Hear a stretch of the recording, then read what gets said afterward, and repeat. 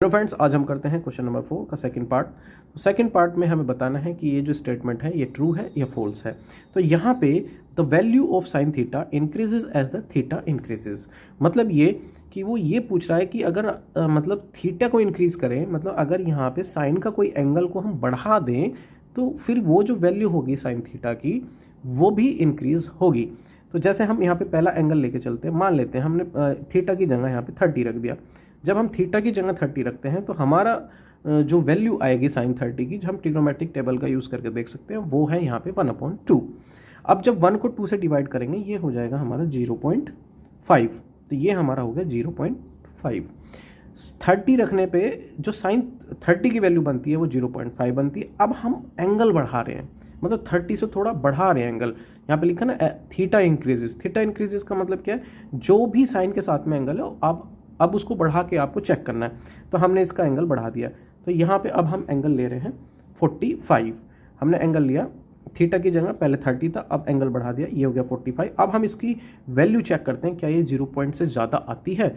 अगर ये 0 पॉइंट से ज़्यादा आती है तो इसका मतलब ये है कि आप थीटा की वैल्यू को इंक्रीज करो तो वैल्यू ऑफ साइन थीटा बढ़ जाती है। तो फिर हम इसको ट्रू आंसर देंगे। अगर ये कम आई तो हम इसको फॉल्स आंसर देंगे। तो हमने यहाँ साइन 45 की बात कर रहे हैं, तो साइन 45 होता है 1/√2। अब 1/√2, अब 1 को हमें √2 से डिवाइड करना है, तो ये थोड़ा कॉम्प्लिकेटेड है, हार्ड है ये ऐसे सॉल्व करना। तो हम इसको बाई समझेंगे कि ऐसे ही हम वैल्यूज़ याद कर लेंगे। जब एक को √2 से डिवाइड करेंगे तो वो क्या वैल्यू आएगी। फिलहाल हम इसको थोड़ा सा करके देखते हैं।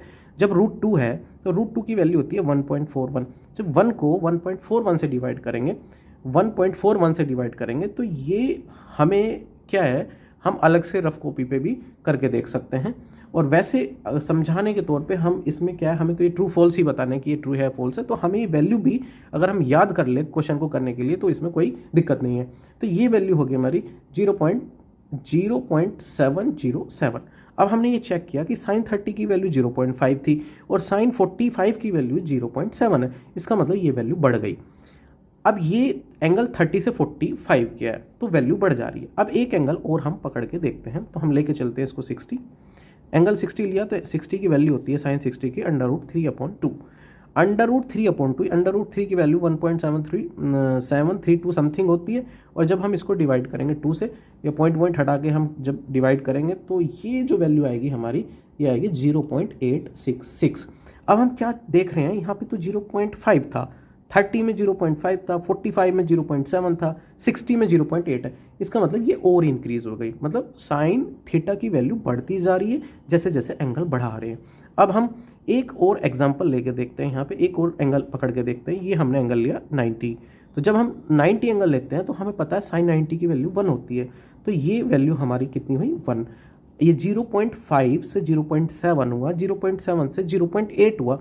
अब ये 0.8 से 1 हो गया, मतलब ये 0.8 से भी ज़्यादा वैल्यू होती है 1। इसका क्या मतलब है, 0 से 90 तक अगर आप एंगल बढ़ाते हैं, 0 डिग्री से 90 डिग्री के बीच में अगर आप एंगल बढ़ाते हैं तो ये जो वैल्यू है साइन थीटा ये इंक्रीज होती है। तो हम इसको क्या कहेंगे, ये स्टेटमेंट जो लिखा है ये ट्रू है।